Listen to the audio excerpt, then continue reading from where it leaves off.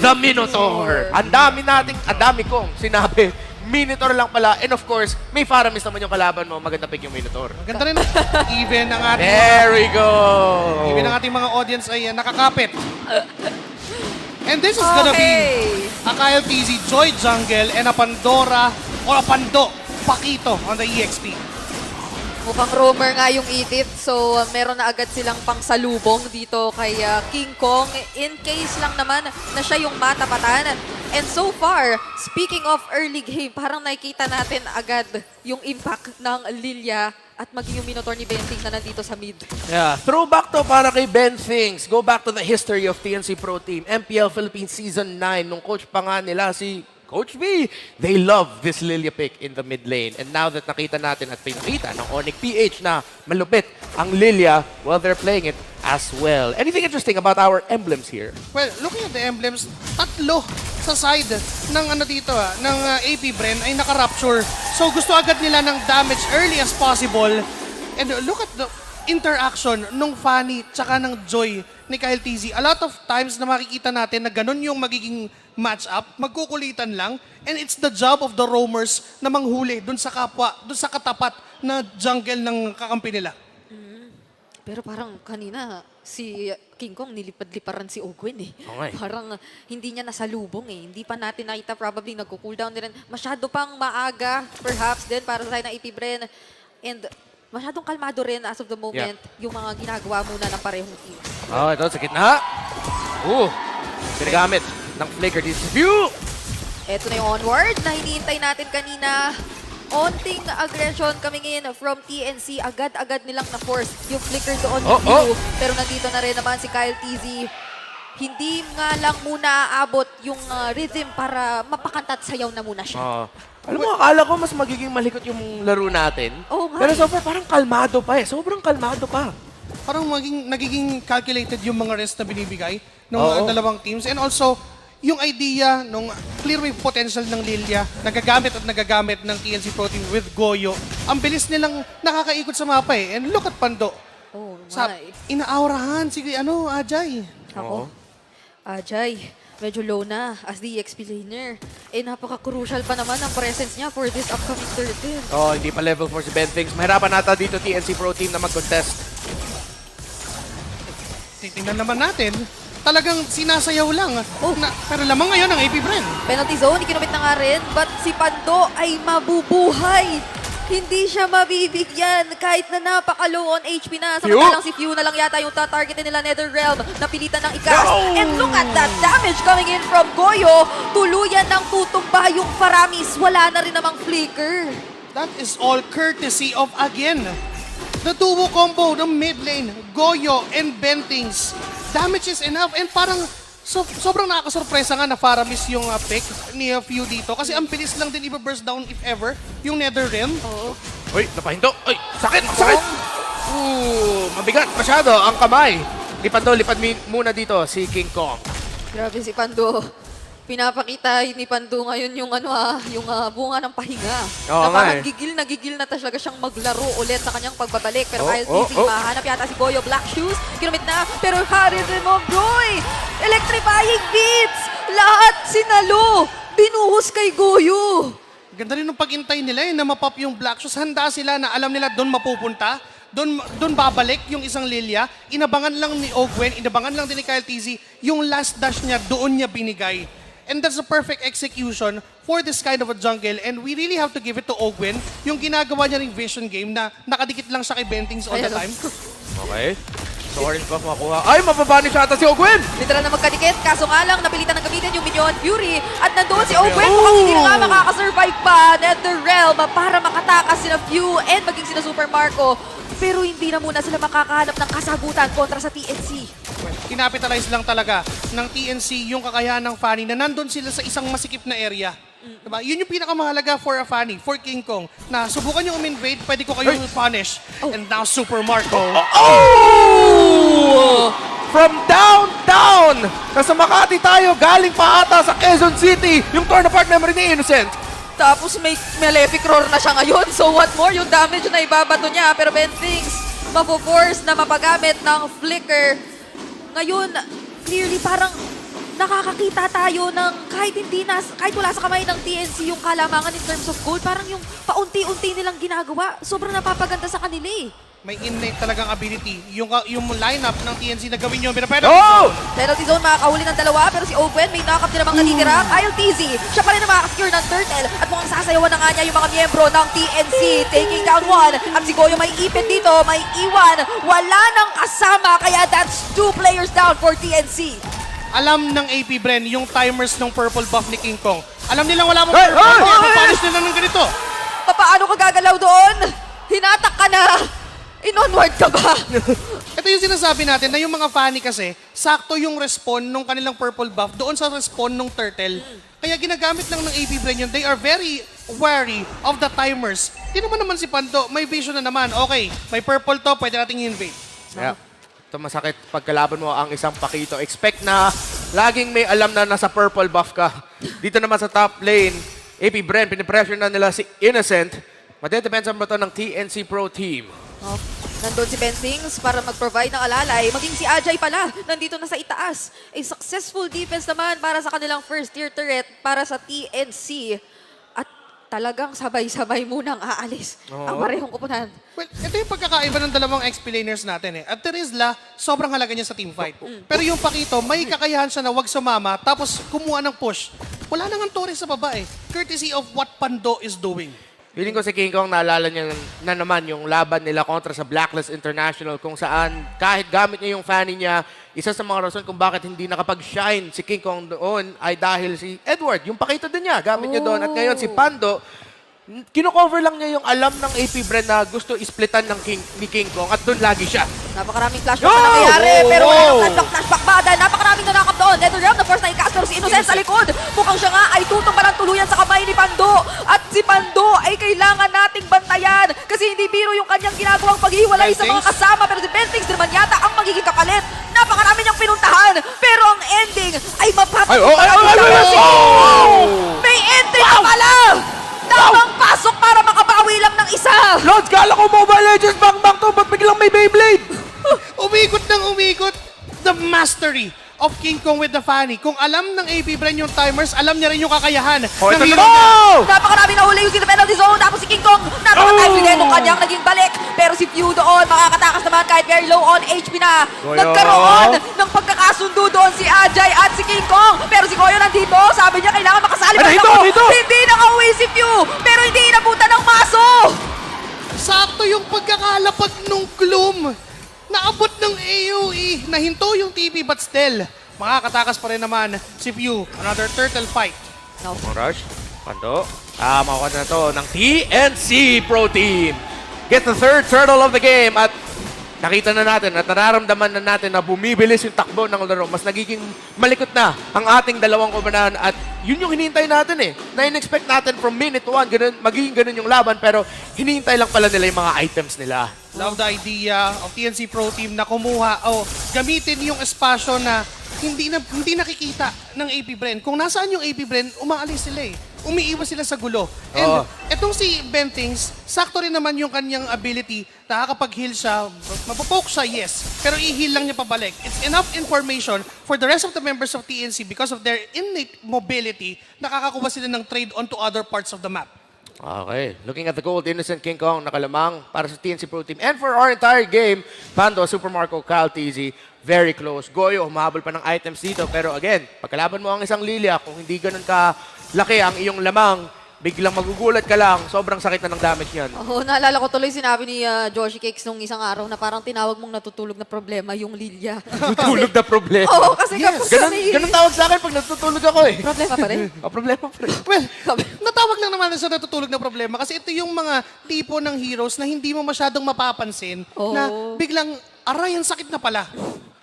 Ganun yung vibes. Oh, ganun. Kapag team fight, no, parang ang daming nangyayari, hindi nyo napapansin, merong mga glooms na sumasabog, yun pala yung nakakabawas ng sobra sa buhay mo. And unknowingly, yun yung parang isa sa kinakailangan siguro mahanapan ng sagot ngayon ng AP Bren kasi in as much as kaya nila talagang pigilan yung likod dito ni Bentix, paano mo nalang pipigilan kung mas na-overwhelm na kayo sa damage or sa slows na napoprovide ng isang Lilia ni Goyo? Yung sinabi natin tungkol sa Lilia na, uy, masakit na pala. Yun din ata yung sinabi ni Caltisi nung biglang na-damage siya ng isang fanny ni King Kong. Uy, masakit na pala!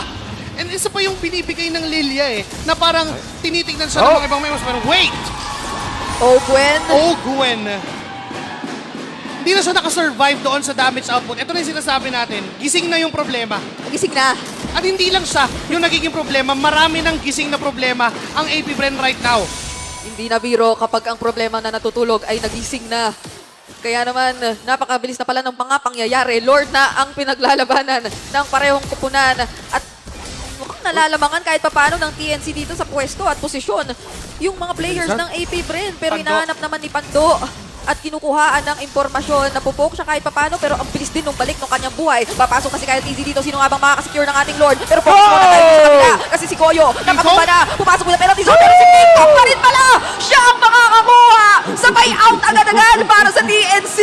Ito yung sinasabi natin Lilia, Goyo, binate out lang niya yung position and formation ng AP Bren. Okay? So ako yung pinoproblema nyo. Hindi nyo lang alam, nando na si King Kong with a crucial retry, with a crucial Lord still. Maybe it's just the first Lord, pero still, yung momentum, yung pressure, yung minions, yung mga buff minions na kasama niyan. Oo.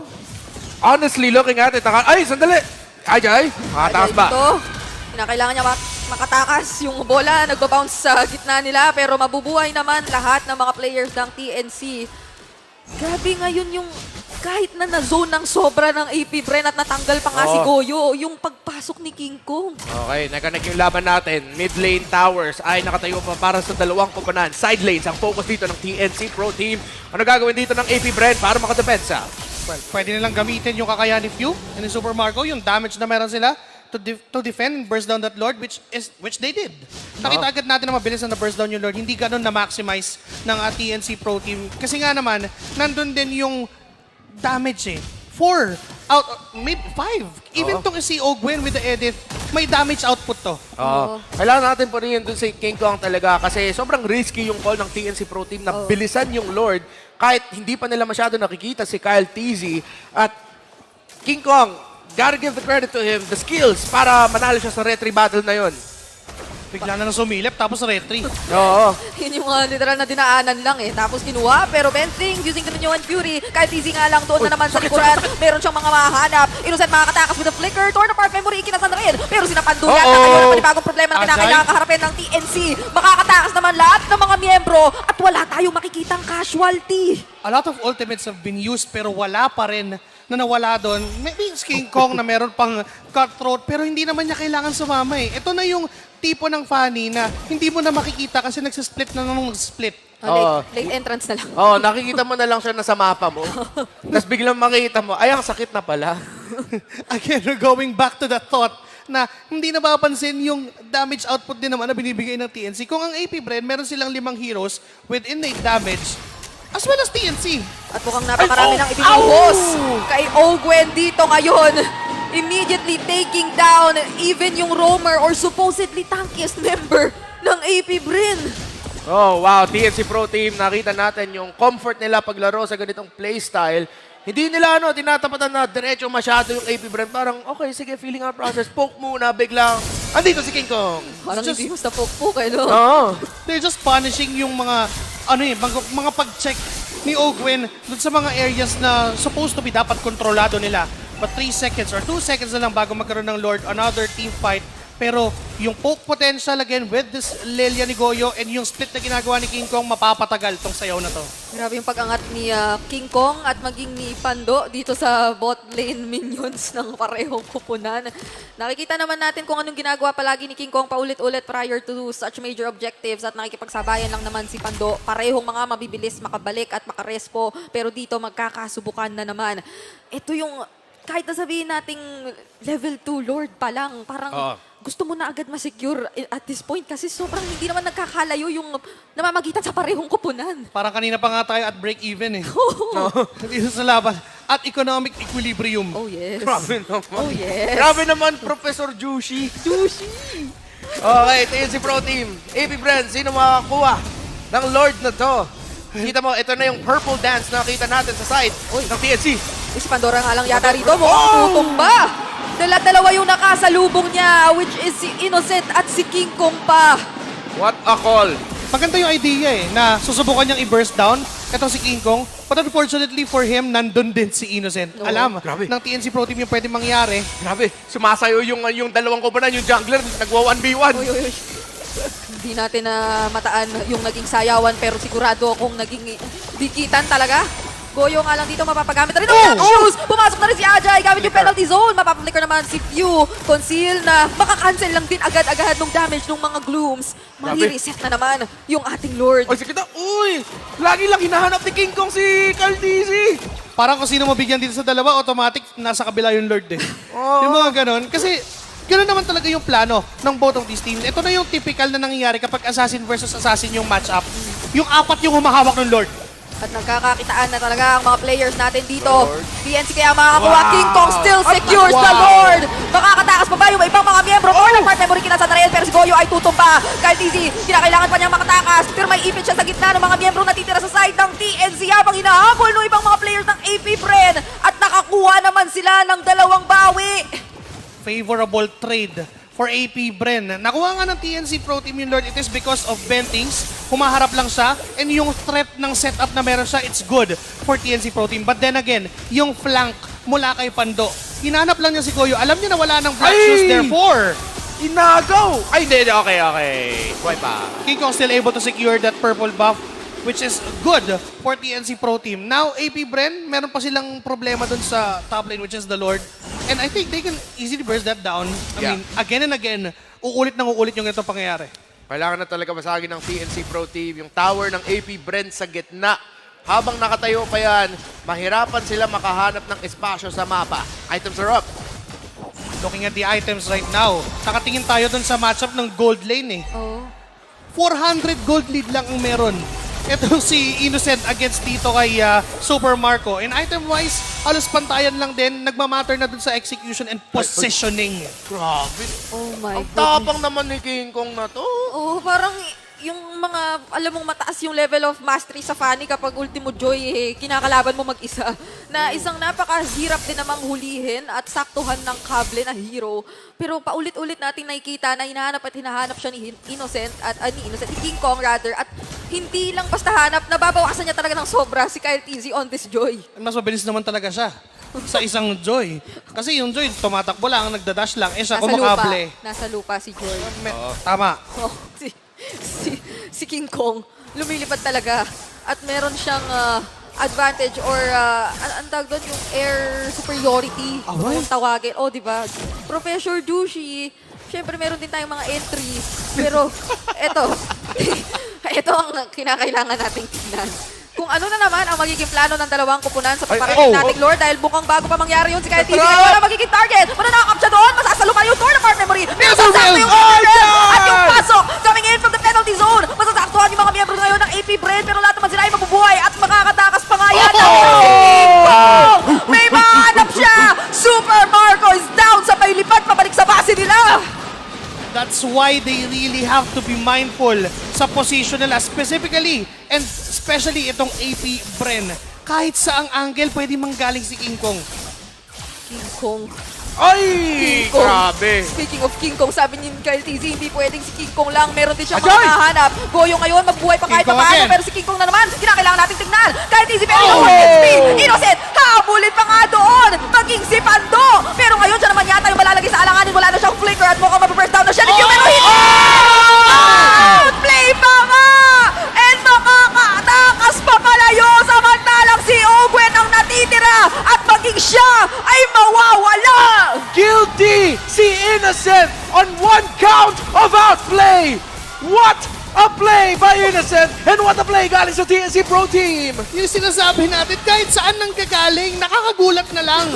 Ito na yung pasayahan, paningat, tsaka joy eh. Sorpresahan kung saan manggagaling and it's gonna be King Kong again na makakakuha ng Lord at hindi nakakontest ng AP Bren because of that skirmish and Innocent's perfect outplay. Wow.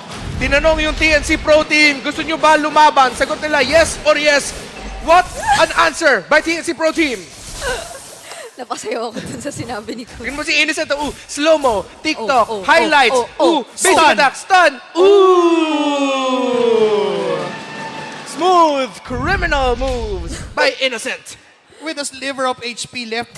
Oo. Gahib lang ng buhok, kaso nga lang abaka fiber yung ano eh. Bumili yata pa siya ng immortality para mas sigurado talaga yung kanyang pag-survive doon sa naging nakita nating pagka-outplay niya sa mga players ng AP Brent. Pero ngayon, ang Lord, halos buo pa ang buhay. Humampas na nga rin dito sa bottom lane. Owen, nag-conceal.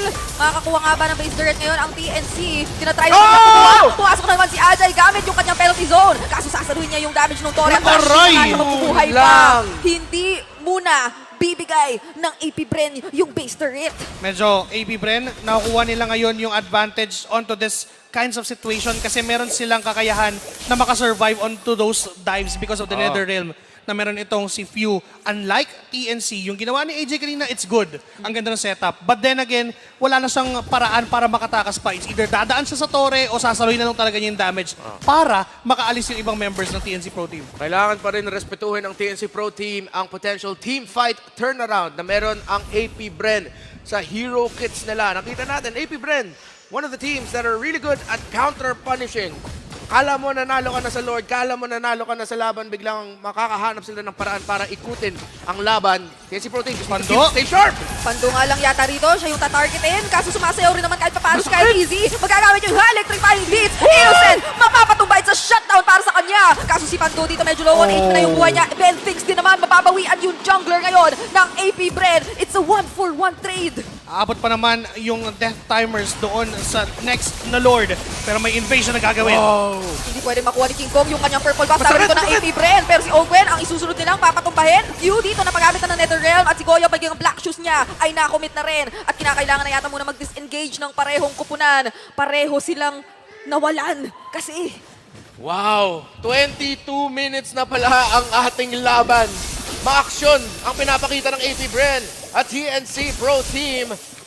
Hinintay na lang natin ang next Lord. 22 seconds. kung ano yung kinakalma nung simula ng laban natin. Yun naman ang kinikit at kinainit. Ngayong nasa 22-minute mark na nga naman tayo, no? So, parang isa pa sa mga siguro parang di pa natin nakikita o inaabangan sa AP Bren yung Primal Rat na hinihintay natin from Owen. Kasi yun yung isa sa mga posibleng pinakamalaking turnaround. Pero King Kong, Medyo napaaga yung kanyang cutthroat. Yeah. Kaya hindi niya nakuha yung buhay ni Few.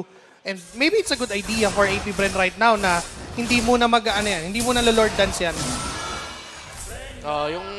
Siguro maghanap muna kayo ng flow ng minion waves sa ibang parte ng mapa. Dahan-dahan lang muna. Kasi pag nakahanap kayo ng either pick-off or magandang opportunity, doon na kayo papasok, doon na kayo mag-full commit. Pero sabi naman ng TNC Pro Team, okay, umpisahan na natin ang Chatcha sa Lord. Ajay, ang may hawak ng Lord. Di ba dati, nakikita natin, puro junglers yung may hawak, mga Fredrin o Baksha. And now, since Assassin nga ang meron again, ang humahawak ng Lord for TNC Pro Team, etong si Ajay. And for the side of AP Bren naman, etong si Ogwen. Kasi mas kailangan na ng surprise galing kay Bentix. Yung Flicker Minoan Fury. grabe yung TNC kanina doon na dala-dalawa o tatlo-tatlo yung nagabang sa purple buff ni King Kong. Siguro, akala rin nila uulitin ng AP Bren yung play kanina ni Pando pero hindi na rin naman inulit ng AP Bren. So, wala na silang napunish or natanggal. Magkakakitaan lahat ng mga players ngayon dito sa ating Lord Pit. Pero sino nga ba yung mauuna? Oh! Forced out! Flicker na si Innocent. Oh! Si Goyo na ipit! May black shoes pa ba? Nandito na mukhang wala na nga Pando! talaga. Pando doon sa likod. Siya naman ang manggugulat at pinagsusuntok na nga niya yung mga players ng TNC. Pero doon sa kabilang banda, si King Kong makakakuha ng kill onto LTZ. May Netherrealm pang natitira at sina Owen ay tatry pang lumaban kahit na paano kontra dito sa mga natitirang member ng TNC. Pero si Innocent ay mawawala na. Wala na lahat ng damage halos na manggagaling sa side ng TNC. At maging si Fentix, papatumbay na ng AP Bren. Wow! King Kong papasok na naman! Nahuli! Marco! ng bola! Super Marco! Now it's a go signal for AP Bren to take this Lord down na kahit wala si Kyle TZ on their side. Enough yung damage naman Super Marco. That's a 1.7k crit per ball. Crit per ball. Guys, ito Wow. yung hinihintay lang ni Super Marco na moment. It's his time to shine. Ngayon, napahirapan ng abutin at paniguradong may mga poprotekta na sa kanya. Papasok na yung problema ng TNC na paano na nila gagawin yung kalikutan na gusto sana nila kanina pa. Ogwen. Ogwen! Medyo delikado yata rito yung posisyon ni Owen, pero magpa-primal rush siya para makasurvive. Ajay! Asal naman siya nung penalty zone. May immortality pang natitira. At Netherrealm pa pala. Sakit! Kaya naman ang focus ng Down low! Netherrealm ay Torre na lang ang kanilang giniba. Isang bagsak ang bawi. AP Bren takes game number 1. This winning moment is brought